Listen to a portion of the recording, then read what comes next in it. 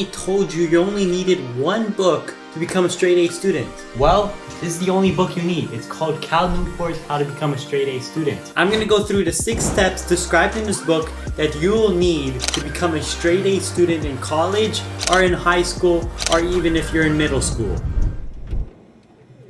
So there's a difference between non-technical courses and technical courses. Non-technical courses is classes like English, psychology, and history, and etc. And then technical courses are science courses like science, chemistry, biology, math, courses like that. So in non-technical courses, you're gonna want to get the big idea. Basically, you're gonna do it in this structure: question, evidence, and conclusion. It doesn't have to be in any particular order because sometimes the teacher goes very fast and you don't have enough time to write the answer to each one. However, he'll say the answer to the conclusion. If the teacher goes too fast, you can go back after class, ask some questions, and fill in the rest on your own. For example, this is how you're gonna do it. Question: is social media bad for children? The constant stream of stimulation hinders algorithmic manipulation, reduces attention span, and negative impact on ability to comprehend complex information. Now the evidence. According to a study by American Psychological Association, addicted users might suffer difficulty maintaining focus and have more attention deficits while watching short-form content. The idea of social media hurting children is shown through these examples,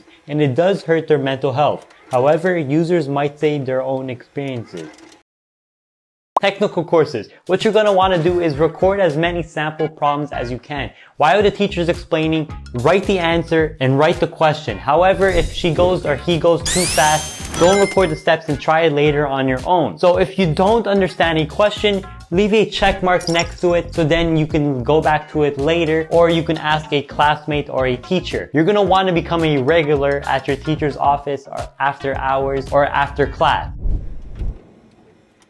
Demote your assignments. So basically what you're gonna do is work on 1 to 2 problems a day, so it doesn't risk you having to stay up 24 hours the day before or until 2 a.m. So basically, if you have a test next week, work on it a little each day, and then 3 days before, get into a study group where you guys can review. But you can only go to a study group if you've done all the problems yourself.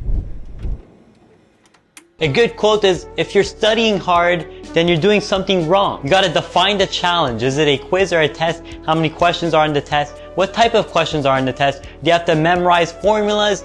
Is it an open book test or open note test? What kind of test is it? And once you know, you can start to make your study guide. For non-technical courses, as I said before, you already have the notes. You have the question, you have the evidence, and you have the conclusion. What you're gonna wanna do is make a big quiz on every chapter. You're gonna put every chapter into piles, so then later on, you can study on each pile. And for technical courses, you're gonna wanna make a big problem set, a mega problem set. So, all of the questions that you have done in your homework that you don't understand and you're confused on, or on the exams that your teacher give you, you're gonna want to print them out or write them down on a piece of paper and make big tests. Only on the question that you don't understand. So then afterwards, you can work on them. And what you're gonna wanna do is just work on them and repeat until you get every single one right. When you don't get one right, put on to a new test. Again and again and again, and just repeat this cycle. Don't organize and try to problem sets on the same day. You want your brain to be at full capacity. However, it is really hard. This is one of my biggest issues as well. Conquer the material. As I said before with the study, you gotta want to repeat all the questions that you get wrong. Get this in your head. Repeat the questions that you get wrong. And also, make these study sessions an event. Be creative. Go on a walk, do questions. When you're working out, do questions. When you're sleeping, do questions. You're gonna wanna be creative. However, what I do, I just put music. I put like any type of classical music. I sometimes put, sometimes put freaking anime music. I know that's cringe. And I just do questions. Make this an event. Be creative, have fun while doing these questions. Invest in academic disaster. I'm telling you, we all had this horror story when we were studying. However, like me, I didn't go to math class for like 2 weeks. It wasn't my fault. I had a doctor's appointment during these 2 weeks. There was a lot of things happening, and the day before, I had to learn everything that they learned in the last month of math. I was screwed. I stayed up 24 hours and I went to the test, and boom, I probably got like a 60 max. Basically, if you do have time to study, you're gonna want to study on the little tiny topics your teacher goes over quickly.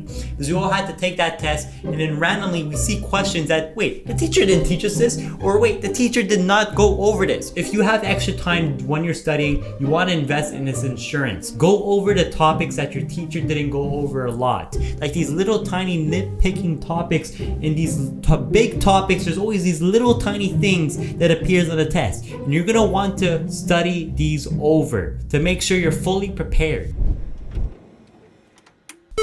Provide A+ answers. So basically, this is the test part. When you're on the test, before you start, you want to go over every single question. Just read every question and just see what's it gonna be about. Then after, you're gonna have an estimated time, like maybe 90 minutes, and try to see how much time do I need to spend on each question. You're gonna spend on the multiple choice 1 minute each, long answers 5 minutes each. Try to have an estimate time per question. And also, while you're doing this test, go from easy to hard. Don't go from hard to easy, I'm telling you. Every single straight A student goes from easy to hard and gradually goes over harder and harder. Also, in the essay part questions, there's usually a general idea, and you're gonna want to take 5 to 6 mini questions from this general idea and break it down to make sure you fully detailed every single question and have a fully explanation for these little tiny questions. And if you have extra time, when you finish the test, what you're gonna wanna do